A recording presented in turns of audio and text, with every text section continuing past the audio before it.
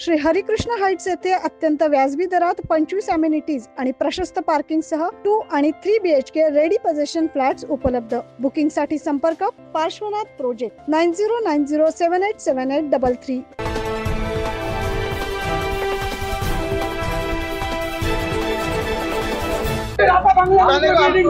तुम्ही काय उचलते? आम्ही उचलतो त्या लोकांना येऊन, तुम्हाला माहिती का? आम्ही तर आलो। तुम्ही कुठून आले? तुम्ही मला सांगा। नाशिक पुणे महामार्गावरील उपनगर नाका सिग्नल जवळ 4 मोठे वृक्ष राष्ट्रीय महामार्ग विभागाने शुक्रवारी हटवले। यामुळे उपनगर सिग्नल चौकात वाहतूक कोंडीचा प्रश्न काहीशा प्रमाणात मार्गी लागलाय। नाशिक पुणे महामार्गावर नासर्डी पुलापासून दत्त मंदिर सिग्नल पर्यंत रस्त्याच्या दुतर्फा असलेले अनेक मोठे वृक्ष हे रस्ता रुंदीकरणात रस्त्याच्या मध्ये येत आहेत, त्यामुळे वाहतुकीला मोठा अडथळा ठरतोय। यामुळे अपघाताला देखील आमंत्रण दिल्यासारखं होतंय।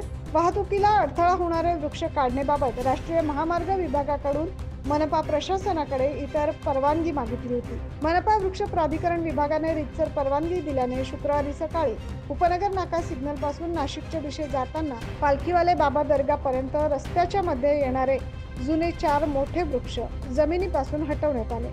मात्र वृक्ष हटवण्याचे काम सुरू असताना वृक्षप्रेमींनी भदाणींनी घेतली वृक्षतोडीची सुपारी असं म्हणत नाशकात ऊन वाढलाय दुपारी अशा आशयाचे फलक दाखवत काम थांबवण्याचा प्रयत्न केला।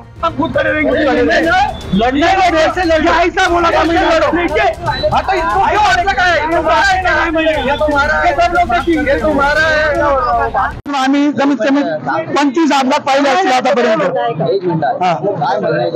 एक झाड मग काढायलाच पाहिजे, रस्त्यातले झाड ते काढायला पाहिजे, रस्त्यातले बाकीच्या झाडाला हात नाही लागला पाहिजे। अपघात होतात या झाडामुळे, अपघात होतात ना।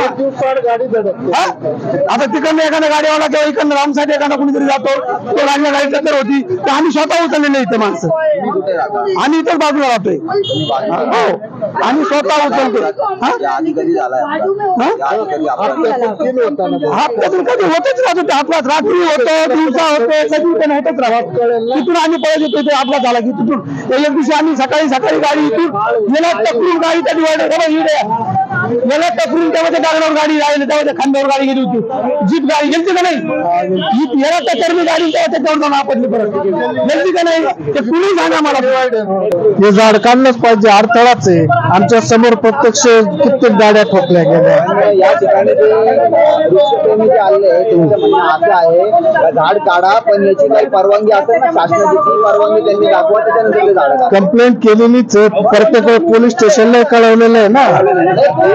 ज्या वेळेस गाड्या ठोकल्या गेल्या, प्रत्येक एक आई आणि बाळ समोर गेलं, त्यावेळेस आम्ही शेजारी असतो, आम्हालाच पळत जावं लागतं।